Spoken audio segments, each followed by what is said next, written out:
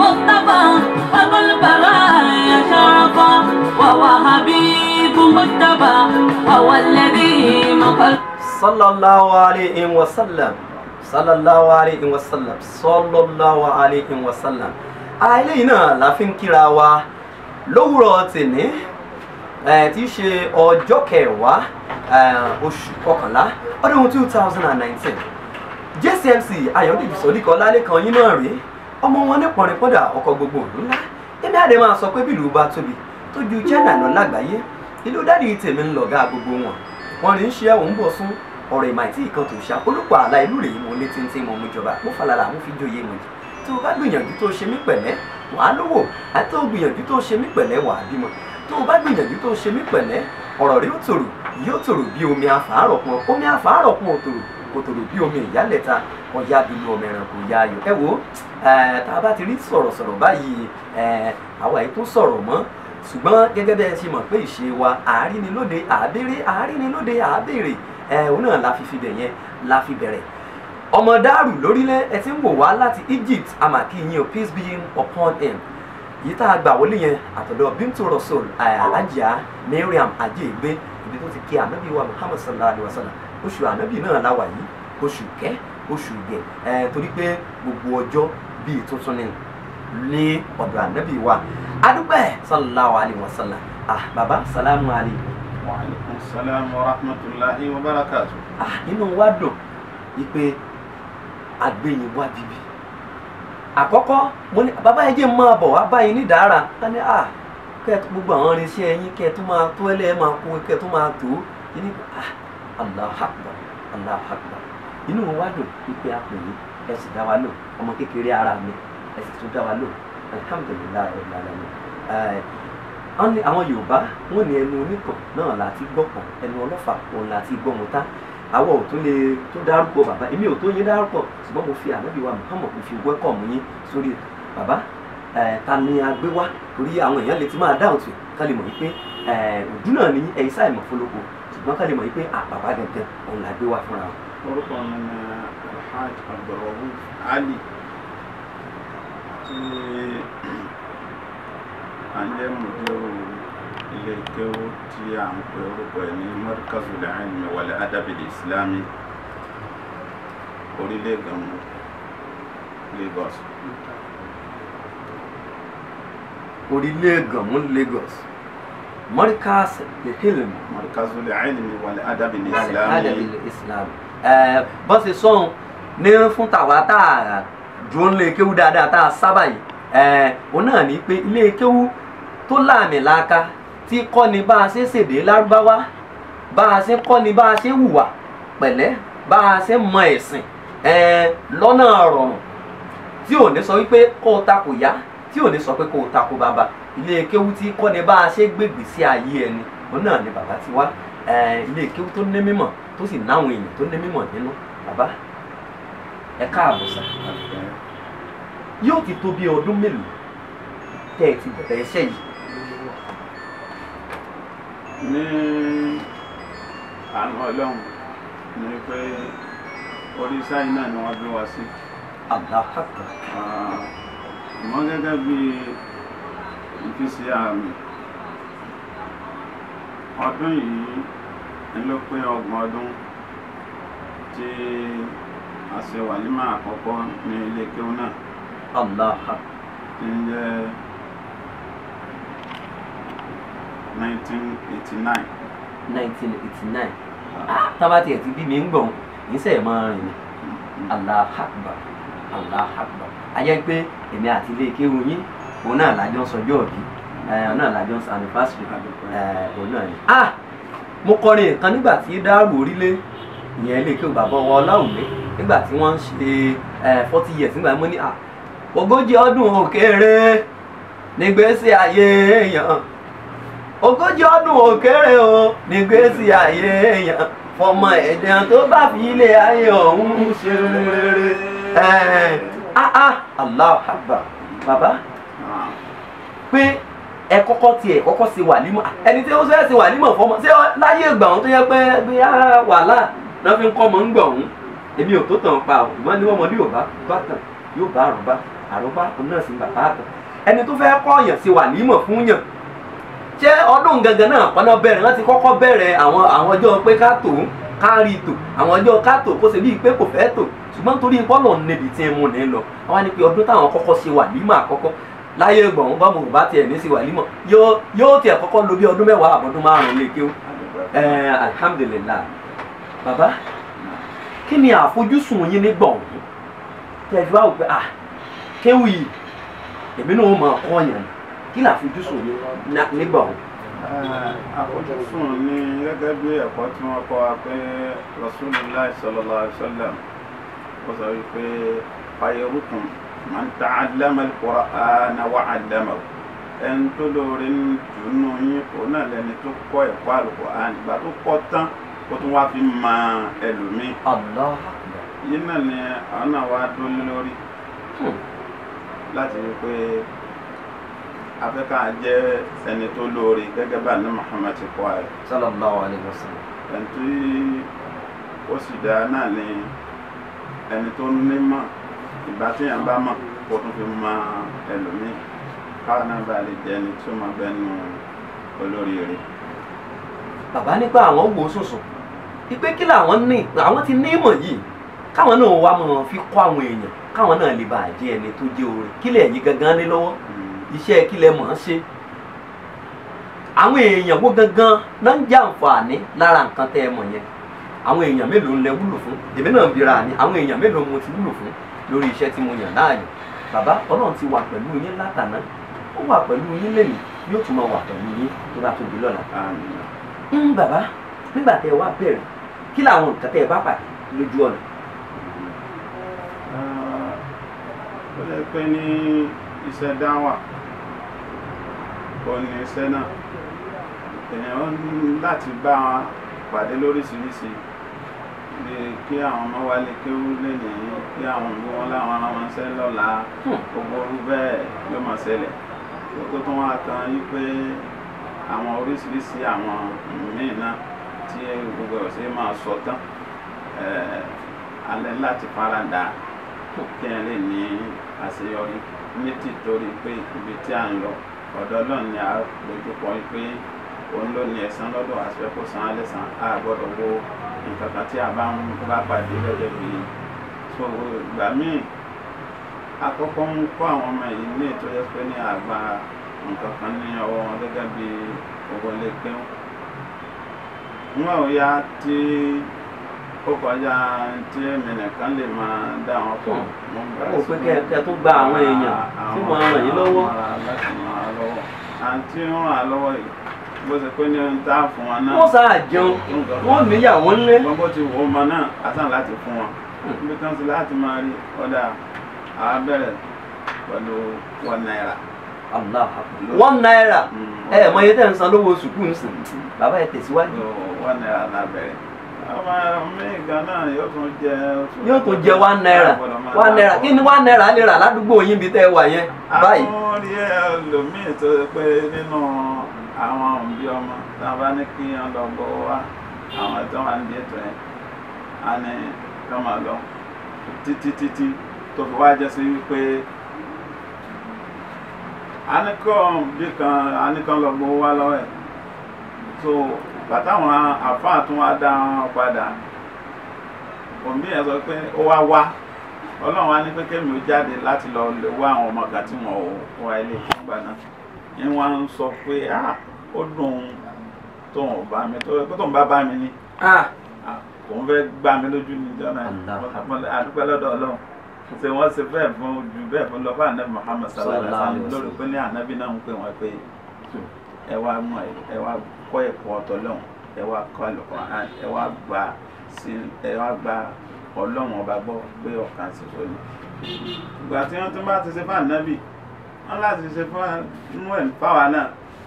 bí tiwa ọ̀tẹ̀ tó ti ta ànábì tún tá gbọ́dọ̀ máa wò ní àti gbọ́dọ̀ dára ní tìtorí pé ibi tá à ń lọ. ní tìtorí ibi tá à ń lọ àkọ́kọ́ bàbá ní àwọn ní ìfaradà púpọ̀ gẹ́gẹ́ bí ẹni tó jẹ́ pé ó ní àfojúsùn ibi tán ń lọ nítorí pé wọ́n ṣe bẹ́ẹ̀ fún ànábì wa Muhammad sallallahu alaihi wasallam ju bọ́n ti ṣe fún àwọn lọ èló lẹ́ ń san lé kéwú ní ayé ìsìn èló gan lẹ̀ ń san léèwé ẹ má jẹ́ ó ṣàwa nìkan o ẹ máa bá wa ṣíà ẹ máa bá wa ṣíà ẹ Ọlárewájú Yusuf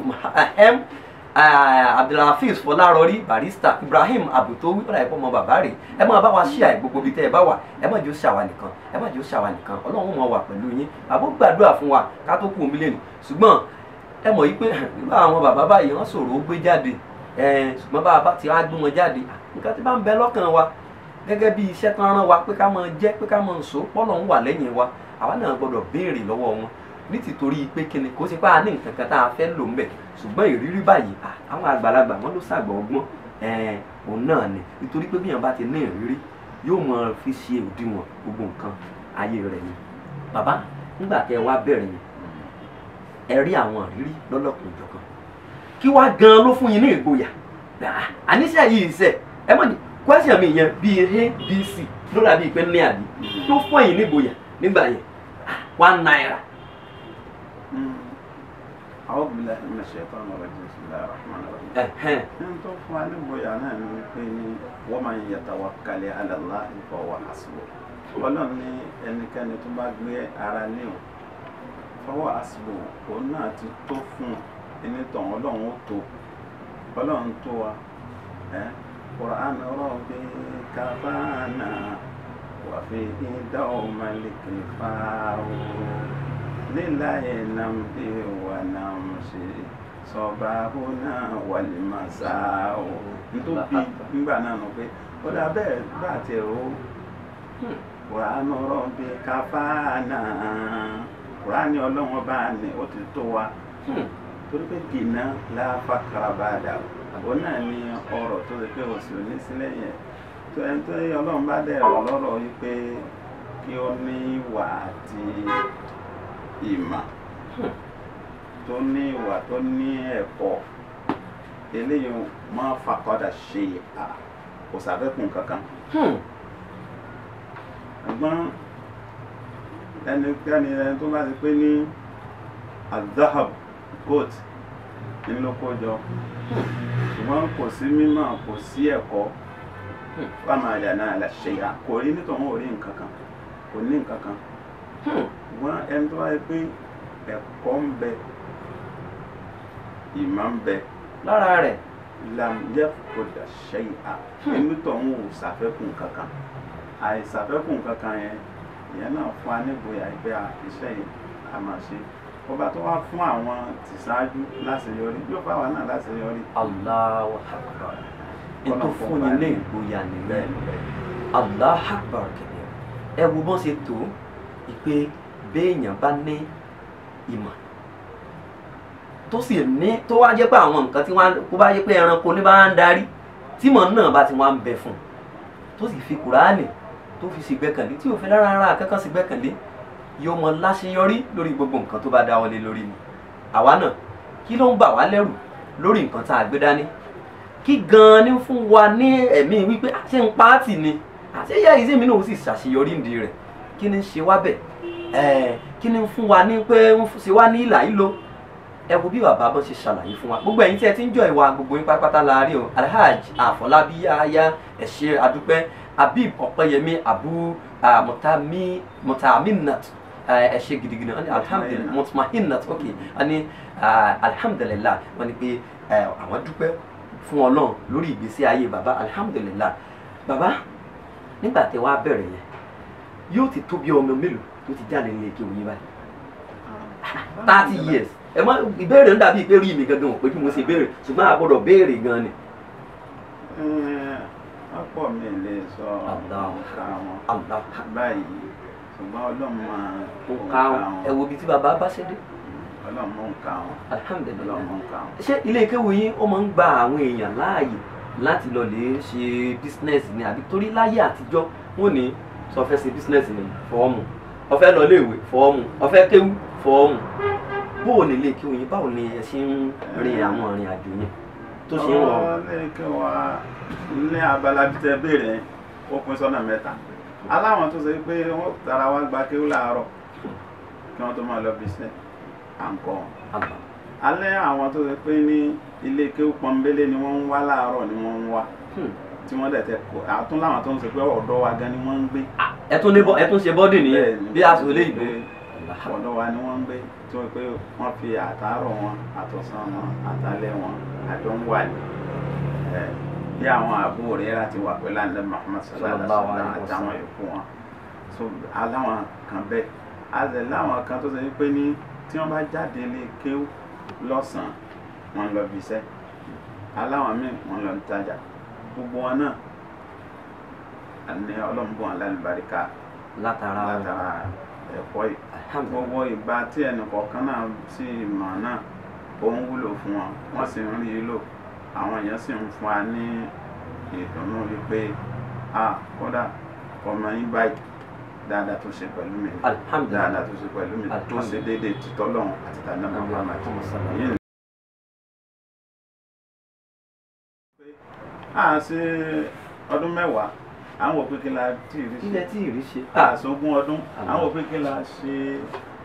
kódà nígbà wọn wá dọ́gbọ̀n ọdún yìí ká dúpẹ́ lọ́dọ̀ Ọlọ́run kí àwọn èèyàn náà kí wọ́n bá wa dúpẹ́ ní ọ̀dọ̀ Ọlọ́run àìmọye àwọn tí wọ́n ti bẹ̀rẹ̀ bẹ́ẹ̀ tí kò ti sí má ìjì ayé ti gbẹ́ lómi lọ nípa àjẹ́ àmú mọ́tò ti bẹ́ẹ̀ wọ́n ti pa kéwútì mashakil tí ń sẹ́rí wa Ọlọ́run bá wa ń borí gbogbo ẹ̀ dúpẹ́ ní ọ̀dọ̀ Ọlọ́run. bàbá ẹ ti bẹ̀rẹ̀ Ọlọ́run ti wà pẹ̀lú yín lánàá àdúrà tí mi ò mọ̀ tí mò ń gbà nítorí ọjọ́ alẹ́ èmi mú pàtàkì rẹ̀ púpọ̀ torí pé wọn lọ́mọ kékeré tó bá ní kò ń rí àgbàlagbà pé ó dájú kò náà fẹ́ pẹ́ láyé ni àná ti dáa onírọ̀rùn ọ̀la náà lágbára lọ́wọ́ Ọlọ́run ọba kò ní bàjẹ́ adúpẹ́ lọ́wọ́ gbogbo ẹ̀yin tẹ́ ẹ ti ń wò wá àìtí ìlọ o a sì wà pẹ̀lú yín bàbá wọn wá bá wa lálejò wọn wá bá wa ńlé ni wọn làwọn ò fẹ́ ká dààmú wọn làwọn irinṣẹ́ wa wúwo mo ní bàbá lẹ́yìn ká gbé tripod ká gbé náà àní ẹjẹ́ wọn á bá yẹn lé ni ẹ wò wá rẹ ni a kẹ́kọ̀ọ́ lára bàbá yìí ká tó lọ bí lónìí a ti ń kọ́ lọ́wọ́ a ti ń kọ́ tẹ́lẹ̀ a tún wà kọ́ sí i bàbá wa Balasab Alhaj àwọn náà wọ́n wà pẹ̀lú wa wọ́n ní more grace my sheikh àwọn tó ṣe onígbọ̀wọ́ bẹ́ẹ̀ ṣe ń rí wa wò náà lélẹ́yìn kí lèèyàn lè ṣe sójú ọ̀nà ẹ̀sìn kí lèèyàn lè fi ran àwọn èèyàn lọ́wọ́ àwọn èèyàn tẹ́ ẹ bá kàn wípé wọ́n ṣe kíní yìí dáadáa bóyá owó ló ní àbí ìgbìyànjú àbọ̀rọ̀ ẹnu lásán náà ló ní wọ́n fi eléyìí wọ́n fi ran iléeṣẹ́ AM Media lọ́wọ́ wọ́n tún wá fi support Islam pé kí bàbá wa náà wọ́n wá sí orí ètò alihamudulilayi Rabbil alamin iléeṣẹ́ Balasab kò ní bàjẹ́ lágbára lọ́wọ́ Ọlọ́run ọba bàbá. nínú àwọn àṣeyọrí. ara àwọn àṣeyọrí ilé kéwì náà ṣé yóò wá rírú àwọn aláàjì yìí yóò wá ní ilé kéwì yóò dùn ó dà pé mi ló wà ẹ̀rọ torí bíi Síkírù Álímì òun náà ni èmi ọmọ kéwì gbogbo àfa òun lè mi èmi ó bù ń bí mò ń bù lọ́hùn pé lójú kòkòrò àwọn tá a bá ti jẹ́ sọ̀rọ̀ sọ̀rọ̀. bá ti ń rí rẹ̀ pé ní ọmọ kéwì lòun pé òun ń kẹ́kọ̀ọ́ òun jẹ́ akẹ́kọ̀ọ́ yóò máa jẹ́ onímọ̀. àmọ́ níjọ́ téèyàn bá ti rí rẹ̀ yìí pé òun onímọ̀ lòun àfa lòun kò ní jẹ́ ìlà ìjọ náà ló ti jẹ́ pé ní ọmọ kankan torí pé àrọ́fta shay'an alimta shay'an wa ghabat anka ashya. ní nǹkan kan ló mọ̀ ó kú nǹkan tó tún pọ̀ nílẹ̀ tí èèyàn mọ̀ èmi tí ń sọ̀rọ̀ yìí sí ọmọ kéwù sámúsámú ni mo tún ti lọ gba ẹ̀kọ́ láàárọ̀ alhamdulilayi lọ́dọ̀ bàbá wa Sheikh Suleiman Adéyẹmí Adéwì àwọn afáwa tí wọ́n kọ́ wa ní kọ́lọ́mù bàdá nìjùlọ ẹ padà bọ̀ wá bẹ́ẹ̀ kó má dàbí wípé ẹ mọ̀ wípé inú ilé láti gbọ́dọ̀ kọ́kọ́ bẹ̀rẹ̀ lọ́dọ̀ bàbá tẹ dárúkọ yẹn àti tàná àti tòní kọ́lọ́hún ọba kó má jẹ́ kí ilé náà bàjẹ́ lọ́la ọlọ́hún ọba bàbá bóòlẹ̀ bàbá tẹ dárúkọ yẹn ibẹ̀ gangan lẹ́yìn tí mú mi mọ̀ ẹ já mọ̀ ara nǹkan táwọn èèyàn fẹ́ mọ̀ lórí ètò yìí. Sheikh Yusuf Adéwì Al-Omokori àwọn ní akẹ́kọ̀ọ́ ní ọ̀dọ̀ wọn tí gíláàsì ti dáyà wàlẹ̀ ìdàlẹ́yà wàdánàwìyà. nígbà pé yẹn lọ primary secondary university bí ibẹ̀lẹ̀ ti lọ. ọ̀dọ̀ wọn láti kọ́ ká tó tún máa tẹ̀sí ní wọ́ọ̀dù ìlú tá a bá tẹ̀sí àwọn tí wọ́n ṣàjẹ́ foundation wa ní lóòótọ́ àti lọ́dọ̀ àwọn àfa láti kékeré. Bàbá ẹ má bínú ara tá a fẹ́ mọ̀ lórí ètò yìí náà ni àwọn yóò fẹ́ mọ̀ nǹkan púpọ̀ nípa yín bàbá wa ń kókà ẹ má bínú bàbá nígbà tí bàbá papòdà ní nǹkan bíi ọ̀sẹ̀ bíi 3 sí 4 kọ́ yẹn àwọn ẹlòmíì wọn ò mọyì bàbá tó wà ládùúgbò yẹn ìgbà tí bàbá òun wá lọ tán rí èrò tí ń tú bí omi èmi yìí èmi gan ṣe mọ̀ torí pé èèyàn ní àǹfààní láti rí bàbá òun sójú rí ṣùgbọ́n bàbá ẹ̀ ní lọ báyìí lágbára lọ́wọ́ ọlọ́run ọba ẹ̀mí gígùn àlàáfíà ara wọn lẹ́ẹ̀ fi lò gbà torí pé dígí yín ni wá dígí gangan lẹ́yìn gan jẹ́ fún wa torí bá a ṣe ń wò yín báyìí inú wa ń dùn bàbá ìgbà tẹ́ ẹ bẹ̀rẹ̀ ní àwọn ilé kíwà àbí àwọn àfáà bí àwọn àfáà òun lè lọ́ngbà yẹn torí ìrìn àjò ọmọ kéwù mi wọ́n ní ojú kan ní bímọ ìgbà ojú ní wọ̀ ẹ má bínú ṣe bí òwe ọmọ Yorùbá ni mí. àwọn afáà pọ̀ tẹ́ pé ànídàkùn tèmi bá fẹ́ bẹ̀rẹ̀ sí ní sọ̀rọ̀ bóyá pé àbí wá sí ní àbí ìjókòó kan tí ó jẹ́ ìjókòó ti ẹ̀sìn tí máa ṣàdúrà fún àwọn àfáà tí máa dákọ̀ àwọn táwọn máa dákọ̀ pé àwọn àfáà wa tí àwọn èèyàn mọ̀ wá mọ̀ àti àwọn àfáà wa tó yẹ pé wọn ò mọ̀ wá mọ̀ wọ́n àwọn kan tún bẹ gan tó yẹ pé àwọn gan ò mọ̀ pa àjọmọ̀ kéwú àwọn ṣùgbọ́n àwa jẹ́ àwa mọ̀ yìí pé àfáà wa ni wọ́n gbogbo orú wọn náà bẹ́ẹ̀ a máa ṣàdúrà fún wọn wọ́n pọ̀ lẹ́yìn ìgbà tí a parí ní Ibadullah ní 1988 ni a parí ní Ibadullah ní ọ̀dọ̀ bàbá wa Adéwòye a tún lọ tẹ̀síwájú lọ́dọ̀ Sheikh wa Muhammad Thawban Adam Abdullahi àbájọ tó yẹ rí bẹ́ẹ̀. Imam Shafi àfa àti ẹ̀ náà pọ̀ ẹni tó bá dẹ̀ fẹ́ ní mímọ̀ púpọ̀ àfa rẹ̀ pọ̀ náà ni àfa wa pọ̀ so wá gba àwọn tí wọ́n kọ́ mi ní alif mo bẹ̀rẹ̀ alif láti Àgbéyé ibẹ̀ ni wọ́n bí mi sí nílùú Àgbéyé ẹ máa gbọ́ bàbá tẹ̀ ń wò yìí ọmọ bíbí ìlú Àgbéyé àbùtọ́ àlùfáà ọmọ àbùtọ́ bàbá mi àǹsàfà ní ìlú yẹn wọ́n dẹ̀ ń dáko níbẹ̀. ara tá a fẹ́ mọ̀ ni èmi mọ̀ yín dáadáa ṣùgbọ́n mi ò mọ́lé èmi kan wọ́n bá ti rí ààbò tó wí èèyàn rò pé bóyá ẹ mọ̀ pé èèyàn kan àwọn ẹ̀mí ó ní ẹlòmíì máa ń ta orúkọ ẹ̀ fáwọn ìlú. lẹ́ abala iṣẹ́ lọ́bẹ̀ yẹn ibẹ̀ labẹ̀rẹ̀ á lè bàtà tún padà sí Èkó mi ọ̀rẹ́ bàbá mi tó tún jẹ́ bàbá mi àfàwà Akọ́ọ̀là Abdulkarim Akọ́ọ̀là babalákọ́ọ̀là so bàbá mi tún fẹ́ sí ọ̀dọ̀ wọn bẹ́ẹ̀ mo tún ti kọ́ àléfì bàtàtà alifu mo bẹ̀rẹ̀ mo tún kọ́ àléfì bàtàtà. àléfì bàtàtà jẹ́ mọ́ èmi náà tún wá wí sí mo wà ní èmi náà jẹ́ súnmọ̀ra tèmi náà bá tún bẹ̀rẹ̀ tẹ̀lé súnmọ̀ra ní ìsìn bẹ́ẹ̀ ni gbogbo wọn náà àfáà ní bí Sheikh Adam rahimahullah ta'ala wọn ni araftu shuyukhi wa ma allamuni wọ́n máa kọ́ dé àlèmọ̀tò bí fati nkọ́rí bí gbogbo àwọn àfáà tí wọ́n kọ́ mi gbogbo wọn ni mo sì máa ń tẹ́nì kọ̀ọ̀kan wọn kọ́ mi mo sì láti fún gbogbo wọn ní ẹ̀tọ́ wọn àti hákù wọn àti ìwọ̀ wọn gbogbo àwọn àfáà wa tá a wí gẹ́gẹ́ bí tiwa gbogbo àwọn tá a kẹ́kọ̀ọ́ lọ́dọ̀ wọn a máa ń pè wọ́n pọ̀ kò sì sí mùsùlùmí láàrin wọn alhamdulillah ẹnì kọ̀ọ̀kan náà la máa ẹ̀tọ́ tiwọn láti fún wọn gẹ́gẹ́ bí ó ti gbọ́dọ̀ rí gẹ́gẹ́ bí ẹ̀sìn ìfìlì kọ́ wa àwọn àbò tó de iná wà ń bẹ alóko de wà ń bẹ okùn afọ́ wà ń bẹ ìwẹ̀ bẹ́ẹ̀ bó ti rí ẹ̀ tó fà nínú ara tí ó ń jẹ́ síwájú nínú àánú Ọlọ́run ọmọ bíbí àbòtó àlùfáà ìlèmí gẹ́gẹ́ bíi pé bàbá tó bàbá mi a máa jẹ́ Aminullah Ọlọ́run ní pé kó jẹ́ pé àwọn ni wọ́n tẹ ìlú àbòtó àlùfáà ilé wa náà ni wọ́n ti ń jẹ baálẹ̀ níbẹ̀ náà ni wọ́n sì ti ń jẹ ìmáàmù ẹ̀ tó bá ti jẹ́ ìmáàmù náà ló máa ń jẹ́ baálẹ̀ bọ̀ wá. ní ayé bàbá wa di wípé ní ọmọ ń pọ̀ àwọn kan náà pèsè méjì ó dá káwọn kan máa jẹ́ baálẹ̀ bàbá wa ti ń jẹ́ àǹgbá náà ní aláǹgbá so baálẹ̀ là ń jẹ́ bọ̀ kán tó wá promote gẹ́gẹ́ bí ilẹ̀ Ìlọrin àwọn tí wá fún wa ní àǹgbá bàbá wa náà ni Alhaji Abdulrahman Muhammad àwọn nìyí aláǹgbá ọ̀fà àbùtọ́ àfà àbùtọ́ àfà so náà tó wá sáré pé kí wọ́n á jẹ́ chief imamu gbogbo ìlú Àgbọ̀tún Àlùfáà. Allahu Akbar. Bàbá olóyè púpọ̀ níyìn o. wọ́n ní báwọn ti fẹ́ nu gbogbo ọmọ ilé káfàtà bàbá mi náà wà láyé lọ́dún náà so wọ́n sá fi bàjẹ́ wọn ní èmi ò wá lè kó wálé torí iṣẹ́ Ọlọ́run tá a gbé dání bí wọ́n ní táwọn lọ́rùn ṣùgbọ́n ká yan náà ìbò tí ó mọ àbúrò wa apá wa tí ó wà ní ilé tí ń jẹ́ náà ìbò imam kí Ọlọ́run bá láàánú jùlọ kí ó bá máa mú ojú àánú rẹ̀ tó wọn wọ́n rẹ̀ ń ṣe wẹ̀ náà sì ń lọ dáadáa Alhaji wa Abdulghani Zunore Abtawi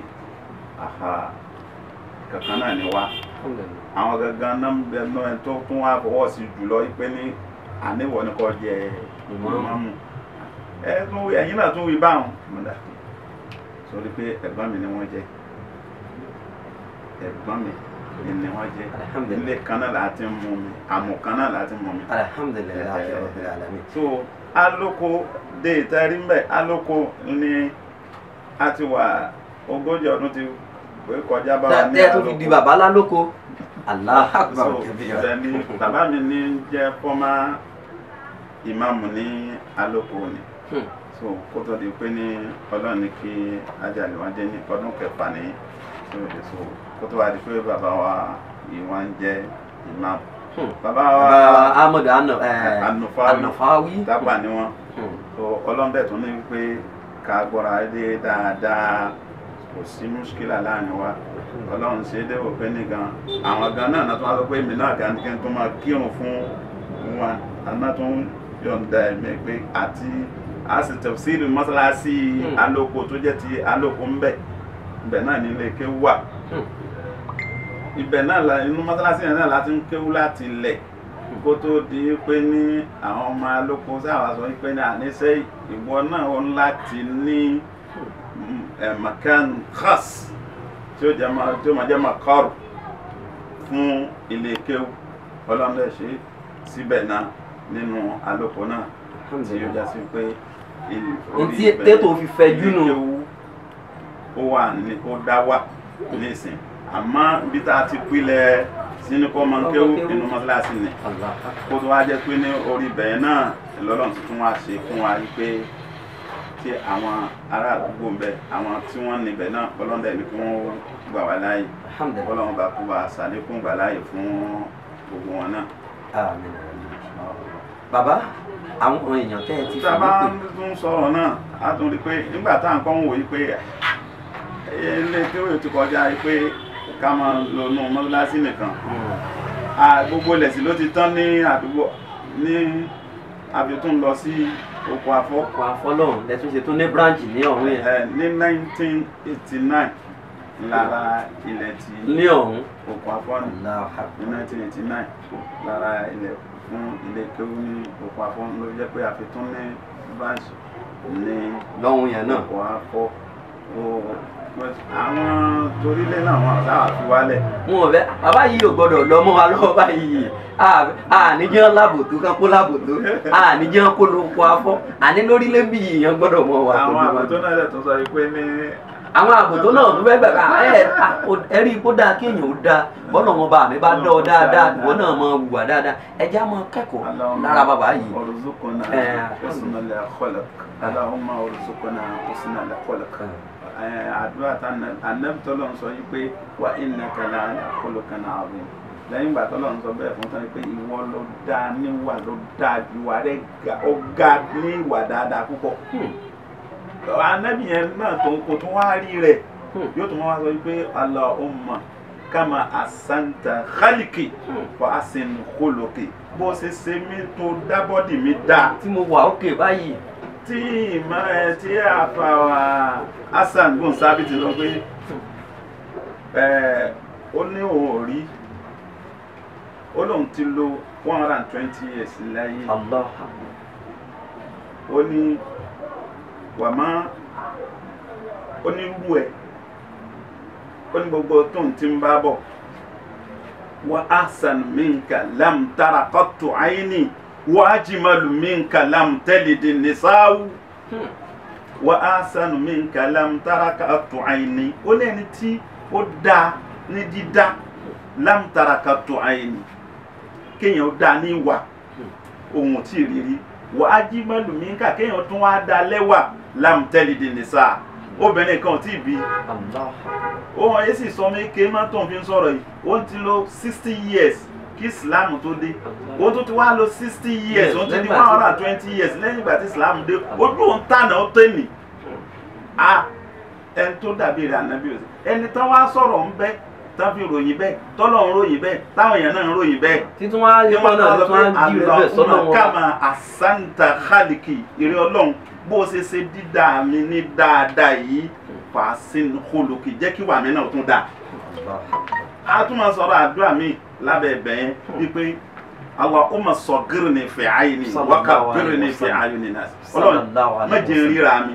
jẹ́ máa kéré lójú ara mi. Ọlọ́run dákun má jẹ́ mi náà ríra mi o. kí n máa tóbi lójú ara kí n máa tóbi lójú aráyé. àwọn náà tọrọ bẹ́ẹ̀ kọ́ lọ́run jẹ́ kí wà tiwa náà dá o torí ibi tẹ́ ẹ lọ́hùn ẹ̀wà mi ò níwà ọlọ́run jẹ́ kí n tí ní ọlọ́run jẹ́ ní ṣùgbọ́n ṣe alhamdulillahi rabbil alamin abá bàbá yìí abá wọn dúpẹ́ fún ọlọ́run ọba ẹ wo ìwé ní fẹ́rẹ̀fẹ́rẹ̀ ó pọ̀ ẹ rí day 1 day 2 week 1 week 2 week 3 kí ló dé èmi gan rí báyìí ṣùgbọ́n bàbá yìí wọ́n tó bẹ̀ wọ́n jù bẹ́ẹ̀ lọ alhamdulillahi orí ètò náà láwà ẹ ti gbàdúrà gẹ́gẹ́ bí ẹni ọlọ́run pẹ̀tọ̀ kọ́lọ́run ọba kó tún jẹ́ ọmọ dáa sí i náà là á máa gbàdúrà ṣùgbọ́n ká tó wá sọ pé èèyàn kéèyàn ọmọ jẹ́ ìmáàmù odidi ìlú bẹ́ẹ̀ bá mọ gbogbo ẹ sá mọ àbòtó ẹ mọ bàbá wa Abdul ní àbòtó ẹ wá wo bàbá yìí náà ẹ wo bọ́lọ̀ wọn bá mi bó ti ṣe wọn bá máa ń sọ pé àbòtó àfáà àjẹ́ pé àfáà ó pọ̀ nílùú àbòtó náà ní ìlú àfáà òun náà làbòtó alhamdulilayi a tún wá ní ká tún máa jẹ́ ẹni tí ó tún máa ṣe tafsir ní alóko níbí náà alhamdulilayi ní orílẹ̀ Gànmú Central Mosque ẹ wo bó orílẹ̀ ṣe tóbi tó alhamdulilayi rabbil alamin ẹ tún wá wò àwọn náà tún wá ní mudiru àgbà fún ilé kéwu Markazul Hilm wal Adabi Islami alhamdulilayi rabbil alamin wọ́n gbàdúrà fún wa Sheikh Abu Siyad Ọláwùmí wọ́n wò wá láti Egypt Sulaiman Jimoh àwọn náà ń wò wá Ibrahim àwọn náà wọ́n ṣàdúrà fún bàbá lọ́pọ̀lọpọ̀ alhamdulilayi rabbil alamin lórí ètò tẹ́ wá fẹ́ ṣe yìí kí ni ẹ ti bàbá òkè kébì kọ́kọ́ gbẹnu bàbá kọ́kọ́ gbẹnu wọn sọ̀rọ̀ lórúkọ ilé kéwu àgbà tí ń kọ́ àwọn àgbàlagbà ń kéwu tí ń kọ́ ọmọ kéékèèké ń kéwu tí ń kọ́ ọkùnrin tí ń kọ́ obìnrin àpè gbogbo èèyàn síbi 30 years peer jubilee celebration of láti 1989 sí 2019 ọjọ́ àkọ́kọ́ òun náà ni Thursday 14 àti Friday 15 Saturday 16 Sunday 17 November 2019 Saturday 23 Sunday 24 November 2019 Saturday 30th November 2019 Sunday 1st December 2019 àti Saturday 7th Sunday 8th December 2019 ní gbogbo àwọn ọjọ́ tí wọ́n máa ṣe àwọn ètò yìí àwọn àáfàá lọ́lọ́kan ọjọ́ kan lẹ́ẹ̀mọ́ bá pàdé o ṣùgbọ́n látara abẹ̀yẹn kí bàbá kan dárúkọ bí àwọn àáfàá tẹ́ ti fìwé pè fáwọn bí ọjọ́ kọ̀ọ̀kan táwọn yóò wá gbádùn wọn dáadáa àpapọ̀ àwọ̀dù wà ẹ fáwọn èèyàn pé ẹ ṣé òwe kú ọmọ ṣe lọ́jọ́ náà ṣùgbọ́n àwọn àáfàá wo lẹ́tí pè. ẹni tó ń jẹ́ àáfàá àkọ́kọ́ náà ni àáfàá mi Sheikh Muhammad Suleiman Adéyẹmí Adéwuyì Adéyẹmọlá àyàtọ̀ àfisọ̀wọ́ wàrà ààbẹ̀. bákan náà àfáà àgbà Sheikh Muhammad Thawban Adam Abdullahi Al-Ilori àfisọ̀wọ́ wàrà ààbẹ̀. bákan náà àfáà àgbà Sheikh Abdulghani Suleiman Tanimola bàbá Tanimola Allah bákan náà àfáà Sheikh Muhammad Bashir Ayolo Khalifa wa bàbá wa Ayolo tí àfáà mi Sheikh Abdul Karim Abalakọla ń jẹ́ waziri wọn nígbà tí wọ́n bẹ̀ a pè àwọn náà àwọn àfáà pọ̀ bẹ́ẹ̀ èmi tẹ̀ tí ń rí wọn lọ́lọ́kan ọjọ́ kan wọ́n pọ̀ Abdulghani Àbòtó. Allah. A'udhu billahi minash shaitanir rajim. Bàbá èmi àmọ́ gbádùn wá sí bàbá mi púpọ̀.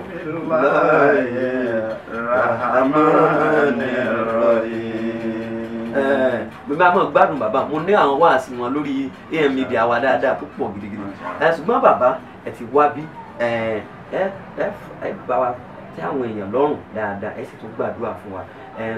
bí n bá ti rí sọ̀rọ̀ ṣùgbọ́n mo lè mọ̀ ní irú àǹfààní láti tún gbé yín wá bíbá láìsí ti kú láìsí tarun ó lè jẹ́ pé bòmíì táyé ó ti gbà ṣùgbọ́n èmi náà wà bá yẹn ńlé ńjọ́ kan díẹ̀ méjì ó wà bá yẹn ńlé gbogbo ètò náà tó ń lọ náà là á mọ̀ tẹ̀sáfẹ́fẹ́ fáwọn èèyàn kó bá ṣe ń lọ lágbára lọ́wọ́ náà ọba kọ́lọ̀ kó fi sọ rẹ̀ kó fi sọ wa kó bá wa mú ọjọ́ lọ́wọ́ àti mú wá sínú ọ̀rọ̀ yín gidigidi ṣùgbọ́n gẹ́gẹ́ bí oṣù ànábì wa Muhammad sallallahu alaihi wasallam oṣù náà láwàyé jẹ́ káwọn èèyàn sáré mọ pàtàkì ànábì ní ti pẹ̀lú ìbámu ọjọ́ òbí rẹ̀ díẹ̀ a ti ń mú wọn tẹ́lẹ̀ ṣùgbọ́n gẹ́gẹ́ bá ìmọ̀ pé ká máa tọ́ kéwú náà ni kéwú wọn fẹ́ níyì sí ẹ̀tọ́ fún ẹ̀ka fáwọn akáwa náà ká máa tún tọ̀ gbà ní tí bàbá tí mo gbọ́ lẹ́nu bàbá lélẹ́yìí ẹ̀dàpọ̀ ẹ̀ka bàbá sọ bí ìṣẹ́jú kan kádẹ̀ fọ̀bálẹ̀ gbogbo àwọn èèyàn tẹ́ ti fìwé pè káwọn náà kọ́ sì máa múra kalẹ̀. Bíbí ànábì Muhammad Ọlọ́run bí ànábì kalẹ̀ fún wa ní uswatan hasana ní àríkọ́ṣe rere gbogbo ẹni tó bá fẹ́ soríire tìyín ayé àtọ̀hún àlìkíyàmá àfi kó kọ́ṣe ànábì Muhammad ànábì Muhammad yẹn gbọ́dọ̀ wò torí pé dọ́tí ànábì Muhammad yìí gan máa kó láyé ó ní taraktu fikum amrayn ọ̀rọ̀ méjì mo fi lẹ̀ fún yín ọ̀nà ní kitab Allah Kùránì àtàdísì oúnjẹ Ọlọ́run àdísì yìí àmọ́ á rí ọ̀rọ̀ rẹ̀ tó sọ ìṣe rẹ̀ tó ṣe àmọ́ rí lára àná Muhammad ẹni tí ó wá máa ń rí àṣírí èèyàn jù bí wọ́n bá jẹ́ ọkùnrin ẹni tí ó rí àṣírí rẹ̀ jù náà ni ìyàwó Aisha ìyàwó Aisha àwọn padà lọ béèrè lọ́wọ́ ìyàwó Aisha radiyallahu ta'ala anha ní pé sọ fún wa jẹ́ kí a mọ ànábì yìí sọ ìwà ànábì fún wa ìyàwó Aisha ní ànábì Muhammad kulukuhu al-Qur'an al-Qur'an gan ọ̀nà ni ìwà ọ̀nà l'ànábì Muhammad ìwà ànábì gbogbo ń tẹ́ ẹ̀ bá ń rí nínú al-Qur'an pé ntọ́lọ̀ ń fẹ́ ẹ máa bá lára ànábì ntọ́lọ̀ ń fẹ́ ẹ bá pa ànábì ò ní débẹ̀ ó wá ní ànábì òun náà ní Qur'an alladhi yamshi ala al-ardi Qur'an ti ń rìn lórí ilẹ̀ Allahu Akbar ànábì Muhammad sallallahu alaihi wasallam ọlọ́run wá jẹ́ kó yé wa pé laqad kana lakum fi rasulillahi uswatan hasana liman kana yarju Allaha wal yawmal akhira wa dhakara Allaha kathira. Mo ti gbé kalẹ̀ fún yín ànábì mo gbé ní sáǹpù orí kalẹ̀ fún yín fẹ́ni tí ń bá ran kan Ọlọ́run àtijọ́ kẹyìn tá a jókòó gbẹ̀san gbogbo ń tá a bá ṣe wa dhakara Allaha kathira ẹni tí ó bá rántí Ọlọ́run lọ́pọ̀ o ànábì Muhammad lálẹ́ ní àkọ́ṣe dáadáa kò sí أما فقد المدن مثل محمد ولا مثله أتى القيامة يفقد ولا مثله أتى القيامة وما فقد المدن مثل محمد gbogbo àwọn tó ti kọjá lọ wọn àfẹ́kù ẹnìkan kó dàbí àná Muhammad wàlá mithlahu at-qiyamati yufqadu ẹnìkan sì ní sàfẹ́kù irú àná Muhammad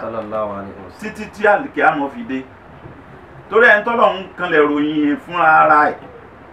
ta lẹni tó tún fẹ́ dàbí ẹni tọ́lọ̀ ń kanlẹ̀ sáyìn rẹ̀ pé ní tọ́lọ̀ tí a kú pé wọ́n lọ dáa nú gbogbo ẹ̀dá. àwọn tí shahida al-anam بفضله أتى العدا والفضل ما شهدت به الأعداء àfáà yẹn ó ní gbogbo ara ayé inú wọn sẹ̀rí pé ọlá tọ́lọ̀ ń ṣe fún ànábì ìwà dáadáa tọ́lọ̀ ń dá fún ànábì ọ̀rọ̀ orí tọ́lọ̀ ń dá fún ànábì ọlọ́run ròyìn ànábì ó ròyìn ọ̀rọ̀ rẹ̀ ó ròyìn ìwà rẹ̀ ó ròyìn ìṣesí rẹ̀ ó ròyìn ojú rẹ̀ ó pè ní siraja muniran tọ́lọ̀ ń bá sọ̀rọ̀ òṣùpá á pè ní munir ìmọ́lẹ̀ tó máa ń tutù tó bá ń sọ̀rọ̀ oòrùn á pè ní siraj ìmọ́lẹ̀ tó máa ń gbóná ó wá fi méjèèjì ó wá fi ròyìn ànábì Muhammad ó wá ìròyìn méjèèjì ó wá pa ànábì Muhammad ní siraja muniran sallallahu alaihi wasallam. tá a bá ń fẹ́ ibi tá à ń fẹ́ tútù ìmọ́lẹ̀ tútù tí ó wúlò ànábì Muhammad tá a bá ń fẹ́ ìmọ́lẹ̀ tí ó gbóná tí ó wúlò torí a nídìí nǹkan tó gbóná gbà ní ara ànábì Muhammad láti ẹ̀kọ́ rẹ̀ ó kọ́ aláwọ̀ ẹ̀kọ́ tó kú tí ò ní àbùkù láàárọ̀ nígbà táwọn ń ṣe ìdánilẹ́kọ̀ọ́ kan ní mọ́sálásí láàárọ̀ sọ pé ànábì Muhammad nínú tá a kí gbogbo owó wò gbogbo ẹni tí ń jàfa gbogbo ẹni tí ń jẹ èèyàn gbogbo ẹni tó ń bá fẹ́ jẹ́ èyí ní ọlọ́run àfi ká wa ànábì Muhammad lọ́wọ́ sí ànábì wa mọ́sálásí arákùnrin kan sì dé òkúkú arábìnrin kan sì dé tó sì nà pọ̀ pa àzákàrí ẹ̀ nísìnyí tọ̀ sínú mọ́sálásí àwọn ẹ̀bùn tí ó ti ká àwọn sàábẹ́ ànábì lára àwọn tó ń jọ ọmọ kéwà ànábì pé káwọn ó bù káwọn fà á ya ànábì ní wá ẹ jẹ́ ó tọ̀ tán ẹ fi lára balẹ̀ ó wá tọ̀ tán ń bọ̀ wá tọ̀ tán ànábì wa ní kọ́ wa wọ́n ní ààyè yìí kì í ṣe ilé ẹ̀gbin a máa ń jọ́sìn fọlọ́run ọba ń bẹ̀ ni. ó jí oyè akọ́lẹ̀ mọ́ mọ̀. so ànábì tún kọ́ gbogbo àwọn èèyàn lẹ́kọ̀ọ́ mẹ́ pé àì máa ṣètọ̀ mọ́ra téèyàn bá ń ṣètọ̀ mọ́ra ó lè fa àrùn ṣètọ̀ fún un bí wọn bá tó bá ti rí pé tó ń gbẹ gbogbo àwọn kankan bẹ tá ànábì kọ́ alẹ́ kọ́ yìí pé bóorun bá ń kọ́ ẹ̀ kó o sùn àìmọ́ sùn tẹ́lòmíì ò ní sùn tó ṣàìsùn tó ní sùn tí ó tún wá bọ́ sí ìdísísárì tí ó máa wọ ọkọ̀ ní vazent ẹ wo bá ànábì wa Muhammad tó jẹ́ pé gbogbo àwọn nǹkan ìnira tá a máa gbé fúnra wa ànábì ń kó fún wa ànábì ń jẹ́ kó yé mbẹ̀ yín pé ní béèyàn bá ń tọ̀ ẹ má ṣètọ̀ máa ń dì tó ń ti bó jẹ́ pé ibi tí ń tọ̀ sí yóò dáa àmọ́ kí ekó ní ìnira yìí wá sọ fún arákùnrin pé wọ́n yẹ tó sọ kí ni arákùnrin ó padà wí ni pé ó ní Allahumma irhamni wa Muhammadan wala tarham ba'd ó ní Ọlọ́run bá mi kẹ́ Ọlọ́run kẹ́ mi kó sì kẹ́ Muhammad mọ́ kẹ́ lómi mọ́. Allahu Akbar. nítorí pé yín takò ọ̀rọ̀ sáwọn tí wọ́n tó ọ̀hún náà rí pé wọ́n fẹ́ kí i tẹ́lẹ̀ tí wọ́n tá ànábì wá ní kánmọ́kì wọ́n wá tọ̀ tá ànábì wá fi pẹ̀lẹ́pẹ̀lẹ́ ó fi ṣàlàyé ẹ̀kọ́ fún un. báyìí náà ṣe rìn o báyìí náà ṣe rìn. so olówó àfi wá sọ pé ní kọ́lọ̀ má kẹ́ lómi mọ́ lẹ́yìn ohun tó bá ti ká àná Muhammad tán kó má kẹ́ lómi ànábì wa nílà mọ́ wíbẹ̀ dọ̀ yàtàlẹ̀ wá àṣà ìké Ọlọ́run tó gbáàyè ni wọ́n fẹ́ sọ di funfun gbogbo àná ni Ọlọ́run ó kẹ́ ojú ọ̀run tẹ̀yẹ fò láì pápá kan ara wa tu gbogbo àwọn yòókù náà nínú níbi pé dà yàtàlẹ̀ wá àṣà ìké Ọlọ́run pọ̀ ju pé kò sọ yìí pé ní èmi àti ẹnìkan ni kí a máa jọjọ lára ìké Ọlọ́run lọ kó má dọ́rọ̀ ẹlòmíì. oríṣiríṣi àwọn ẹ̀kọ́ bẹ́ẹ̀ ó pọ̀ lára ànábì Muhammad tá ànábì máa fi ń kọ́ àìpé a máa ṣe ẹ̀pẹ̀lẹ́ ànábì ní oní aláàánú àánú ọkàn títí tó pé ní kì í ṣe orí èèyàn nìkan gan ó yẹ dé orí àwọn nǹkan ó yẹ lórí kò nínú ilé tí ń bá ń pín àwọn nǹkan ìjẹun nínú ilé ànábì lo ìgbésí ayé tó yẹ pé òun nìkan àti ìyàwó Khadija 25 years náà jọ gbé tá ànábì Muhammad fẹ́ ìyàwó mi títí àtàtú òfìyà tí òmùnà Khadija títí tí ìyàwó Khadija fi jáde láyé ó kọ́ ọ̀yàn pé bí èèyàn bá ń jẹ́ níyàwó kan bọ́ọ̀sì lò pẹ̀lú ẹ̀ tí gbogbo ó máa jẹ́ rọrùn bọ́ bá ń bẹ pẹ̀lú ìyàwó kan tọ́lọ̀ ń rọ̀ lọ́rọ̀ bọ́ọ̀sì lò pẹ̀lú ẹ̀ àná Muhammad ara rẹ̀ ńlá ti kú ìkọ́sí dára bàtà náà bí tún di oníyàwó méjì mẹ́ta mẹ́rin tó ó tún ní bó tuntun tún ṣe pẹ̀lú wọn tí n bá ń pín àwọn nǹkan á ní pé Ọlọ́run n tó fún mi lágbára láti ṣe dọ́gbadọ́gba lórí ẹ̀ nìyí o bí aṣọ ni bí oúnjẹ ni a máa sọ bẹ́ẹ̀ a máa tún tọrọ lọ́dọ̀ Ọlọ́run tó wá rè tí mi lè ṣe dọ́gbadọ́gba lórí ẹ̀ tó ṣe pé ọwọ́ Ọlọ́run ló wà Ọlọ́run ni kò bá mi ṣe òun náà ní ìfẹ́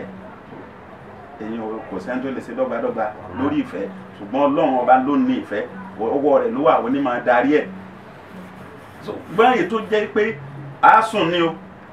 àfúnni lóúnjẹ ni o àfúnni lówó ni o gbọ́dọ̀ jókòó gbọ́dọ̀ tó bá ti kóyàwó méjì mẹ́ta mẹ́rin jọ kì í ṣe pé kákan sọ pé ní akóyàwó. kákan mọ kámọ sínéwáṣù làásà kámọ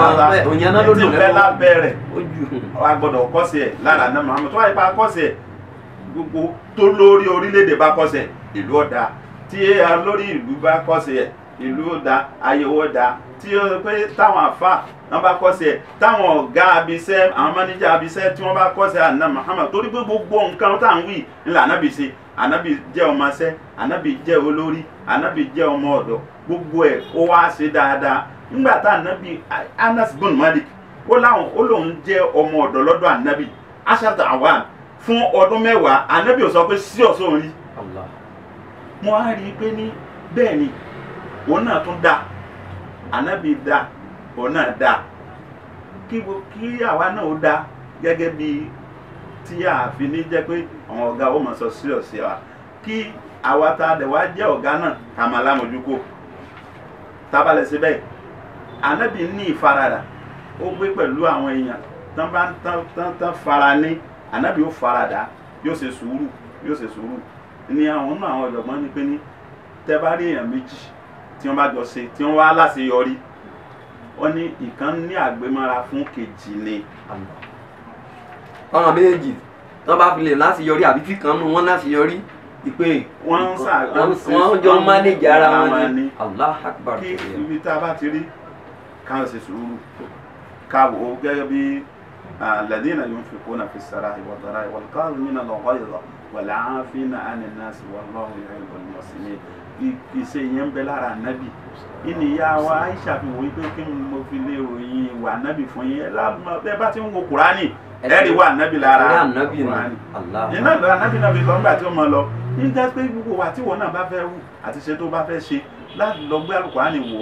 láti béèrè pé kí wọn lànábì ṣe àwọn tá ànábì gan náà tí wọn á fi ọ̀rọ̀ wọn sọ̀yà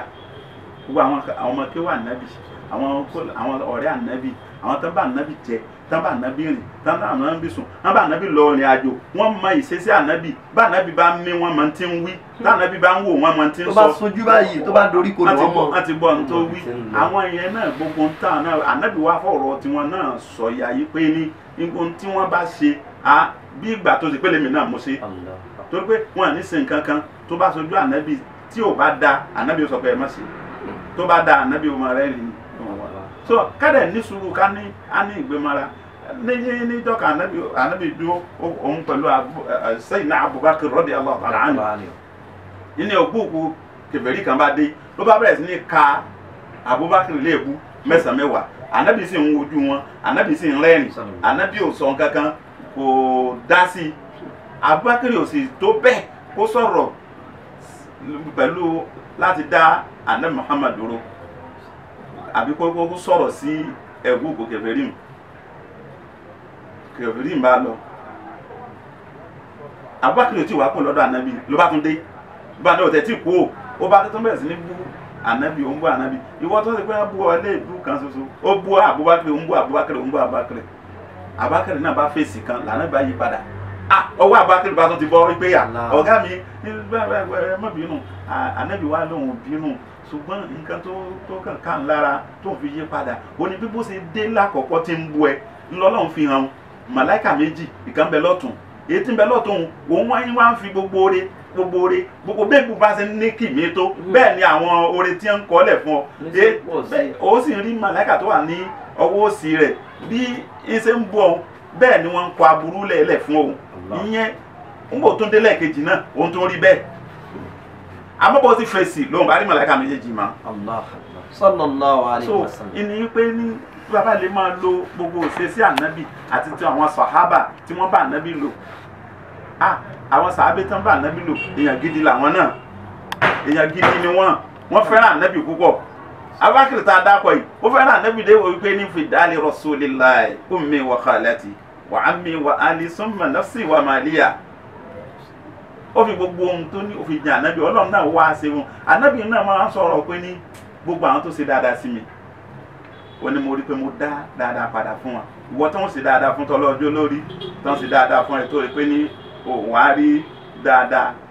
dá padà fún ọ ò fi jọ ànábì Muhammad ànábì wa ní gbogbo wọn ló ń dá padà fún àfi tàbákìrì nìkan ní wọn bẹ lọ́n pé kọ́lọ́n bóun san ti tàbákìrì ọlọ́run sì san tàbákìrì tó dáná bí Abubakar ó jẹ́ ẹni ọlọ́run ọmọ rẹ̀ gbogbo àwọn ọmọ rẹ̀ iná jẹ́ ẹni ọlọ́run ara àwọn ọmọ rẹ̀ náà ìyàwó Aisha tá à ń dákọ̀ ẹ̀ látẹ̀kan dípò pé inú oore tọ́lọ̀ ń ṣe fún ìyàwó Aisha Kùránì dé ó wá fọ́ mọ́ wípé kò ṣe sìná ó wá fọ ìyàwó Aisha mọ́ ìyàwó Aisha yóò wà lọ́dọ̀ ànábì Jìbìrìlù ó sì dé ànábì ò ní sọ pé Aisha máa lọ Jìbìrìlù náà dé sọ ipe fún Jìbìrìlù náà ní sọ ipe sọ fún pé kí obìnrin kú tó wá lọ tán ó lè mọ̀ ipe Jìbìrìlù pé màláìkà ni ó tó wá lọ tán torí pé màláìkà Jìbìrìlù yóò wà lẹ́dẹ̀ẹ́ ènìyàn kẹ́kẹ́ wá àwọn ṣe máa ń dà àwọn tó jẹ́ màláìkà wọ́n máa ń dà bẹ́ẹ̀ wọn ò ṣe pa àwọn tó jẹ́ àlùjànnú náà máa ń dà àwọn ṣe pa àwọn náà lè dà ṣùgbọ́n tiwọn yàtọ̀ síra wọn iná ni tiwọn adẹ̀lẹ̀ bomi sí lùdán káfí paná àmọ́ mọ́lẹ̀ iná tàwọn màláìkà àwọn tí màláìkà Jibril bá wá dé yóò máa jíṣẹ́ fún ànábì ìyàwó Aisha wà ń bẹ̀ bàbá tó bí Abubakar ó bá Islam ìyá tó bí Abubakar ó bá Islam gbogbo ọmọ Abubakar gbogbo ohun tó jáde lára Abubakar gbogbo wọn náà sóríire látara yìí pé ó dúró tà nábì ó fi gbogbo ẹ̀mí rẹ̀ ó fi jà nábì wa Muhammad sallallahu alayhi wa sallam náà bẹ́ẹ̀ ni pé káwa náà ó kọ́ sí àwọn tá a bá jẹ́ pé a bá rí àfò títọ́ tó gbọ́ ọ̀nà ní Muhammad mú ní títòótọ́ ká dúró tì wọ́n tá a bá dúró tì wọ́n ká dúró déédéé tá a bá dúró déédéé ọba tí ń bẹ lánàá tó ṣẹ̀san fún Abubakar yóò ṣẹ̀san fún àwa náà bẹ́ẹ̀ náà ni àwọn tá a bá ń jà fáà ẹ̀ tí ń bá ń jà fáà náà àwọn tá a bá ń jà fáà wa torí àwọn ọmọ kéwù ní àwa àwọn tó bá ń jà fáà wa náà gbogbo àwọn tó bá jẹ́ sí pé ní a rí i pé wọ́n dúró káwa náà rí i pé bóun ni àwa náà ó ṣe ṣe dáadáa gẹ́gẹ́ bí àwọn tó ń jà fáà wa lẹ́yìn bàbá wa Sheikh Yusuf Adéoyè Ọlọ́run kó bá wa kẹ́ wọn àwọn afáà wa tí wọ́n tó wá fi ilẹ̀ fún wa tínú wa ń dùn pé kó tá a bá rí wọn ọ̀rọ̀ wọn a máa tóbi níwájú tèmi pé afáà wa kí ni mo rí gbé fún wọn wọ́n dẹ̀ tún wá gbé program tá a bá ní gbogbo nǹkan tá a bá fẹ́ lọ́dọ̀ wọn náà wọ́n ṣe fún wa àti àwọn náà fi ń ṣe kí ni wọ́n fi ń kọ́ sí ànábà Muhammad ni bẹ́ẹ̀ náà ni bàbá Sheikh Muhammad Thawban Adam Abdullahi Al-Ilori afisọ̀wò lọ wọ̀rọ̀ àwọn wọ́n tẹ̀ tó ṣe tó jọ mí lójú níjọ́ Sunday tó kọjá yìí kọ́lọ̀ ń kó bá wa san lẹ́sàn lórí tó a bá tún wá lọ sọ́dọ̀ àfà àfọ́ tún wá sọ wípé ní kájọ máa jẹ wọ́n tún wá sí kí ni wọ́n tún máa fún wa ní oúnjẹ wọ́n á rí pé ìwọ náà ọmọ tó ń gbà lẹ́gbẹ̀ẹ́ mi náà ń ṣe ìdá pé èmi wọn máa wò pé àti pé gbogbo ohun tá à ń ṣe yìí wọ́n fi ń kọ́ sí àná Muhammad tí àwọn náà bá lè máa kọ́ sí bẹ́ẹ̀ ìwọ náà tó ń jẹ́ àfà tó wá ń bínú ẹ má bínú anábì wà sí àtúnṣe kalẹ̀ fún wa ní pé làátàtọ̀ nígbà tẹ́ni kan lọ bá tẹ́ àwọn sí ni ya Rasulullah yẹ̀rẹ̀ ń ṣe ọlọ́run sàtọ́tẹ́lẹ̀ fún mi tí ó wúlò fún mi anábì ní làátàtọ̀ má máa bínú anabi ti wúri pé ti ń bẹ lára ẹ o tún ní àsọtẹ́lẹ̀ fún mi gidi anabi ní lára tẹ́tẹ́ ó wá padà bẹ́ẹ̀ lẹ́ẹ̀mẹ́ta anabi ní sáà máa bínú torí pé bẹ́ẹ̀ ẹni tí ń bá ń bínú ogun tó wò ó kó jọ lógún ọdún lógójì ọdún láàdọ́ta ọdún yóò da gbogbo ẹ̀rú ni. alhamdulillahi rabbil alamin. ìsìnkú wa sọ bírù. a dúpẹ́ lọ́wọ́ bàbá tá a bá ní ká mọ̀ bá a sọ lọ báyìí wàláì kódà tí ó fi di ọ̀la a mọ̀ gbádùn wọn lọ ni alhamdulillahi rabbil alamin. ẹ̀gbọ́n ni bàbá wa Jágbádé Ìlọrin ó ní ẹni tó bá lè bínú ẹni kó mọ́ sí iṣẹ́ mọ́ iṣẹ́ tó fóògùn ọdún ṣe ìṣẹ́jú kan àbọ̀ ní ó kó tì sí kànga kọ́lọ́hún sọ wá pẹ̀lú inú bíbí alhamdulillahi rabbil alamin. wàláì bí bàbá ṣe ń ṣeun ń wo Akínyẹmí ara títí tèmi mo mọ̀ pé yóò mọ̀ wá Akínyẹmí ẹ̀yin tẹ́ ẹ ti ń wá àtẹ̀yin tẹ́ ẹ tún padà máa tuntun wa àwò náà ni gbogbo ẹ̀yin tẹ́ ẹ darapọ̀ mọ́ wa lénìí a dúpẹ́ lọ́wọ́ yín gidigidi o iléeṣẹ́ Bọ́lá South Ventures táwọn náà tí wọ́n ṣe onígbọ̀wọ́ ètò yìí Ask Sheikh Abdulrauf òun náà lélẹ́yìn lórí 36 special lórí ìkànnì AM Media TV a dúpẹ́ lọ́wọ́ yín gidigidi o ẹ jọ̀ọ́ jàre gbogbo àwa èèyàn tán ti fìwé pè ètò yóò bẹ̀rẹ̀ ní pẹrẹwu ní on the 14th oṣù tá a wà yìí yóò sì parí ní on the 8th December náà ni ó parí gbogbo bí ó bá ṣe máa lọ ẹ máa rí láwọn orí mídíà káàkiri ẹ háàdì ọmọ bàbá Ibrahim Abutowi ẹ háàdì sí orí Facebook yín ẹ máa rí gbogbo àwọn publicity yẹn ẹ lè padà wá sórí AM Media TV yìí náà ẹ máa rí àwọn ètò yẹn bó bá ṣe ń lọ lọ́lọ́kanjọ̀kan wàláì bá ní máa ka gbogbo àwọn èèyàn tó wà ń bí a lè kà wọ́n tán ṣùgbọ́n Ọlọ́run ó dá gbogbo wọn mọ̀ lẹ́yọ kọ̀ọ̀kan àwa náà sì tún wá rí gbogbo wọn níjọ́ ètò náà ààrẹ àdínì ọ̀nà ni Alhaji Muhammadu Bashir Balure ìyẹn Saitaru Alhaji Mutiu Bashorun Jagomolu àdínì Alhaji Sharafadin Abọ́lájí Aṣíwájú àdínì Allahu Akbar ẹwọ àwọn èèyàn pọ̀ gan-an májò bá jẹ́ àdínì Alhaji Dr. Muhammad Jamiu Ọlátúnjí Ọ̀jọ̀mú Alhaji Abdulwahasi Ahmad Ariori Agbẹ́sìngá àdínì Alhaji Azan Ibrahim Alfulani Imodudin Alhaji Umar Ahmad Ademola Aminul Umma Alhaji Abdul Latif Muhammad Nuruddin ọ̀nàní ìmọ̀lẹ́sìn Alhaji Abdulrahman Abibullah Kewudola Zainul Ulama àdúpẹ́ àwọn èèyàn pọ̀ gidigidi èèyàn bá ti á fún Saitaru ní oyè wàláì ilé kéwú ńláńlá náà ní ilé kéwú bẹ́ẹ̀ alihamudulilayi gbogbo àwọn tá a ti fìwé pè àtẹ̀ntẹ́ gbọ́tẹ́ wà náà lágbára lọ́wọ́ Ọlọ́run ọba láàbí òní ṣẹlẹ̀ lọ́ọ̀dẹ̀ kó wa bàbá ẹ dákun ẹ wá gbàdúrà fún wa kẹ́ tó máa lọ àdúpẹ́ lọ́wọ́ yín a lè san yín lẹ́san gbogbo nǹkan tẹ́ ẹ ṣe wá lè àwa ò pa àkàn polówó Ọlọ́run ọba ó ti polówó yín ọ̀rẹ́dì ẹ wo bí òní tí bàbá kó kà lọ ẹ wá wo àwọn òbítíbitì o n ò mọ iyì bàbá yìí n ò mọ iyì wọn torí ẹ ní àwọn èèyàn tó bá wà ládùúgbò wa àwọn èèyàn tó bá wà lágbègbè wa ká mọ iyì wọn lónìí dáadáa níbi iṣẹ́ ni nílé kéwú ni mọ́sálásí ni chọ́ọ̀chì ni gbogbo bíkíbi tẹ́ ẹ bá wà ẹ mọ iyì àwọn èèyàn tó bá wà ládùúgbò yìí bàbá wa mọ iyì yìí gidigidi o ṣùgbọ́n ẹ gbàdúrà fún wa kẹ́ tó lọ iléeṣẹ́ yìí kó náà kó gbòòrò ọmọ wa káàkiri káwa náà wà tara bẹ̀ ká sórí rẹ̀. Ọlọ́run adúpẹ́ lọ́dọ̀ rẹ̀ o. Alhamdulillah. wọ́n ní máa kólé hawilẹ̀ ní jẹ̀mí ilé bí fáìlì wọlé akólé fáìlì lahu bí mùtàmímì gbogbo ẹni tó gbẹ̀rù kó ń fẹ́ ṣe dáadáa kọ́ ló ń ṣe so gbogbo ẹni tó sì bẹ̀rẹ̀ dáadáa kọ́ ló máa ń rí orí ẹ̀ ọba tó ní pé ká gbèrò yí pé ká gbèrò pé káwa yọjú sí káàsì wá sí ọ̀rùn ètò tá a ṣe tó ṣe é ṣe alhamdulillahi rabbil alamin gbogbo ètò tó kù tá a máa ṣe náà Ọlọ́run kó máa wá sí àgbéga fún yín kó máa ṣàgbéga fún yín àbáwá ajiwa Bọ́lásà alájiwa Sharafudin Bọ́lájí Ọlọ́run ọba aláàánú jùlọ iléeṣẹ́ rẹ̀ náà Ọlọ́run má jẹ́ kó bàjẹ́ ẹ̀kọ́ máa ó yẹ kárí gbogbo iye wọn bẹ́ẹ̀ àtàwọn míì náà tí a dárúkọ tí ó yẹ pé wọ́n ń ṣe dáadáa tí wọ́n tún wá ẹ̀ má dáa kọ wa tí Ọlọ́run mọ̀ wọn Ọlọ́run kó bá ṣe dáadáa fún wọn náà gbogbo àwọn tó ń jẹ́ ọmọ wa náà